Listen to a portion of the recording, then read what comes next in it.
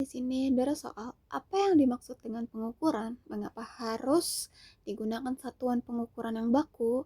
Nah, pertama kita akan menjawab apa yang dimaksud dengan pengukuran.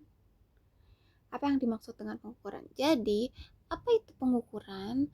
Pengukuran adalah proses membandingkan sesuatu dengan satuan tertentu untuk mengetahui berapa banyak atau seberapa besar sesuatu itu. Misalnya mengukur panjang meja dengan meteran, berarti kita membandingkan panjang meja dengan satuan meter. Jadi intinya adalah pengukuran adalah mengukur sesuatu atau mengukur seberapa panjang atau seberapa banyak.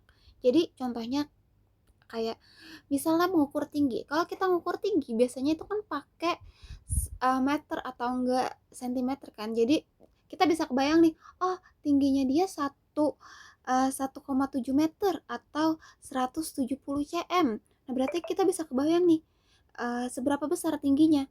Terus mengukur berat biasanya pakai kilogram atau gram. Jadi, oh uh, berat besi itu adalah 2 kilogram. Kita bisa kebayang nih seberapa beratnya. Atau berat kalung itu adalah 2 gram gitu.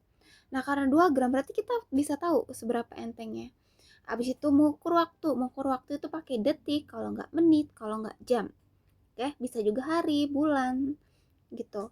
Nah, kalau misalnya dibilang, aku berlari selama 60 detik. Wah, kita bisa tahu nih ukurannya. Berarti 60 detik itu bisa dibayangin seberapa lama. Oke, lanjut. Nah, kenapa sih harus pakai satuan yang baku? Satuan baku adalah satuan yang disepakati secara internasional seperti meter, kilogram, liter, detik, dan lain-lain. Jadi, uh, para ilmuwan internasional menyepakati kalau misalnya oh kita harus ada nih satuan yang sama, jadi antara di Indonesia sama di Eropa itu harus sama gitu. Jadi biar kebayang nih, misalnya 150 cm itu seberapa panjang dan harus tepat sama gitu. Nah, alasannya yang tadi, yang pertama, agar hasil pengukuran bisa dimengerti semua orang. Misalnya kalau kamu bilang tinggi badanmu 160 cm, orang di seluruh dunia juga pasti bisa tahu lah. Yang kedua, agar hasil pengukuran bisa dibandingkan, kalau kamu dan temanmu mengukur panjang meja dengan satuan yang sama, kalian bisa tahu mana yang lebih panjang. Jadi kalau misalnya aku ngukur di 150 cm dan si B ngukur di 160 cm. Nah, berarti kan ada beda kan ukurannya, nggak sama. Oke. Nah, yang ketiga, menghindari kebingungan. Kalau semua orang pakai satuan yang berbeda, misalnya kayak jengkal, langkah kaki, hasilnya bisa beda-beda karena jengkal orang itu nggak sama besarnya. Nih kayak gini, ini adalah satuan tidak baku, ini adalah depa. Depa itu kita merentangkan tangan, jengkal, hasta, gelas, tali, tongkat, langkah, jam, pasir. Oke, kenapa mereka beda? Karena yang tadi aku bilang, satu jengkalnya aku belum tentu sama dengan satu jengkalnya kamu. Oke, terus tali panjang di aku belum tentu sama tali panjang di kamu.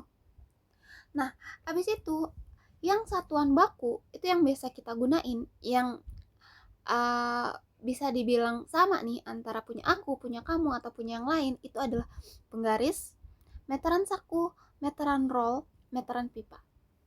Oke, atau sesuatu yang emang dia udah punya di penggaris ini kan ada yang namanya senti, milimeter, terus ada apa sih kayak garis-garis gini, 1, 2, 3 nunjukin. Nah, kalau misalnya itu ada, berarti udah dinyatakan kalau misalnya alat ukur itu adalah satuan baku.